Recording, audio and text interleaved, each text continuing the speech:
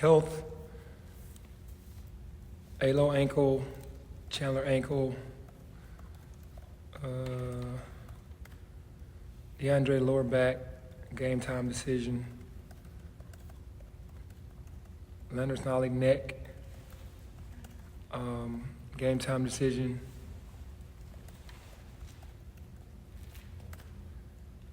Jalen Dorn hip, game time decision. You gonna play?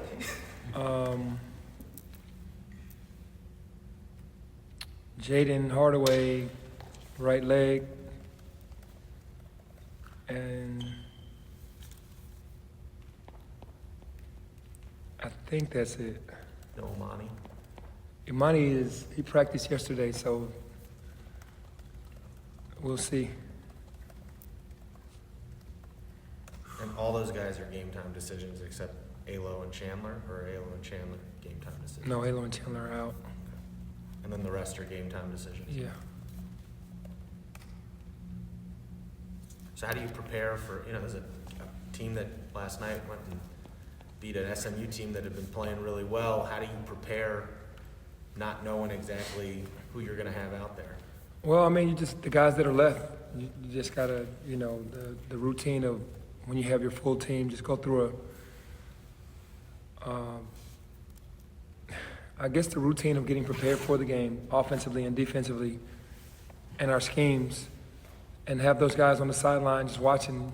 Hopefully all of those guys play that I mentioned that were game time, but just don't know. But you just prepare as normal. But since you've been a big film guy all the time, that really helped in the process for them guys not being able to practice, but being ready for the game, even though they hadn't practiced before the game. Yeah, we have our team really prepared for the guys that don't go through practice during the week. And there's been guys that haven't practiced a couple times and still was able to play in the games because they had little knick-knack injuries. We pretty much have them pay attention, stand next to a coach if they have any questions about the game plan. The game plan against Cincinnati, I mean, they protect the ball well. They seem to defend pretty well based on their numbers and things like that. So what do you guys have to do to, win? Yeah, we really have to protect home court. I did see Cincinnati last night because they lost to Tulane in their first opener. Play more desperate.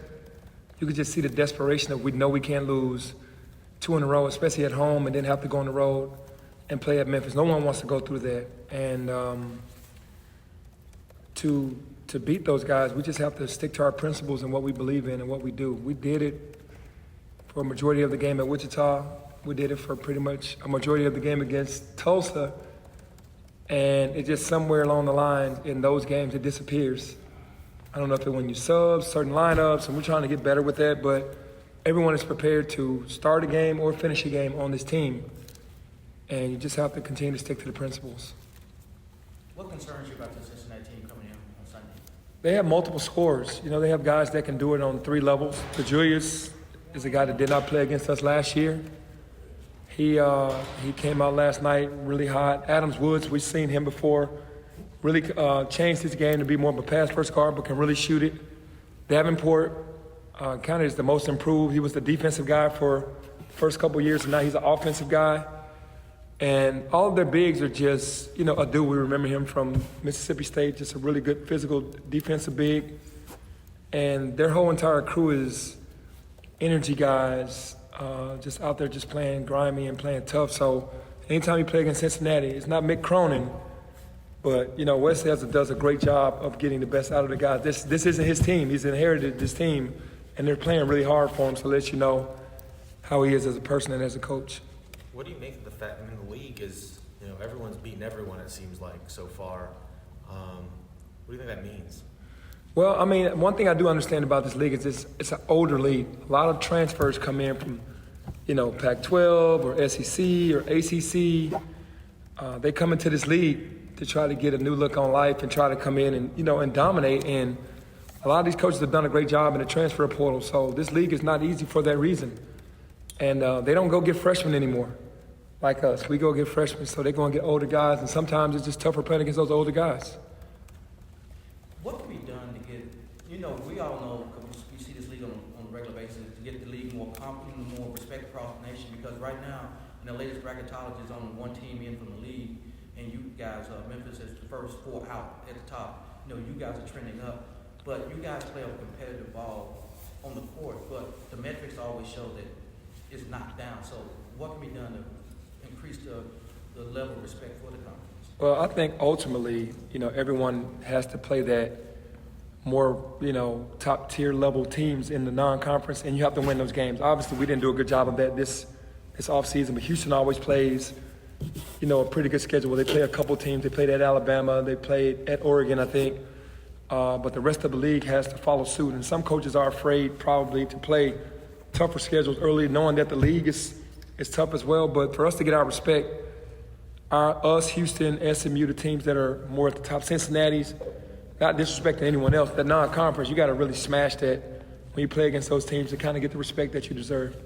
Speaking of that, are you guys any closer to adding any games? We're not close right now adding any games. We're just waiting to see what teams are going to be willing.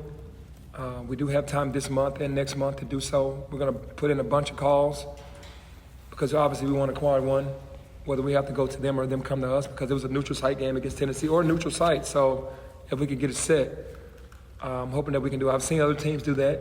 Kentucky was supposed to play Louisville. They played Western Kentucky because of the disaster that was there in the state of Kentucky. So for us, we're going to keep, plugging away to see if we can get us some games or a game. Have there been any, at least, nibbles or anybody on the other? No, there hasn't been anything right now. Yeah. Going back to the injuries, is there any consideration at all of changing you have 3 guys redshirting? Are you thinking that maybe? No.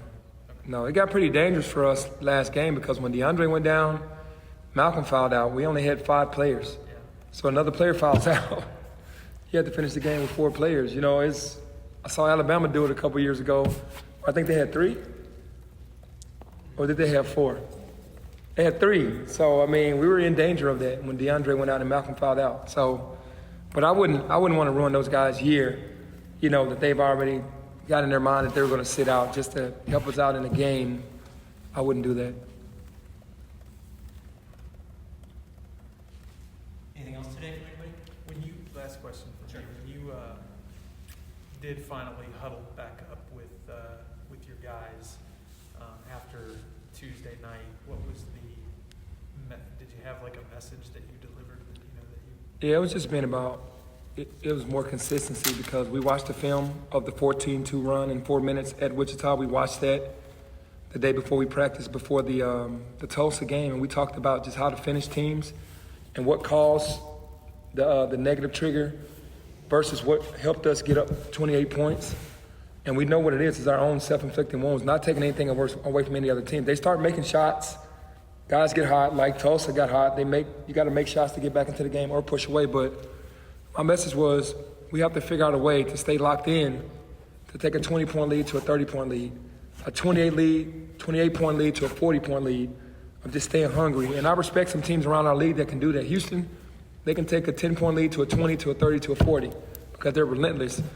And we just have guys to relax way too much out there when we do have a lead, and then start playing down to the level of competition. And when the other team makes adjustments and start making shots, it just doesn't look good. You want to finish games off because we have to go there on the 23rd.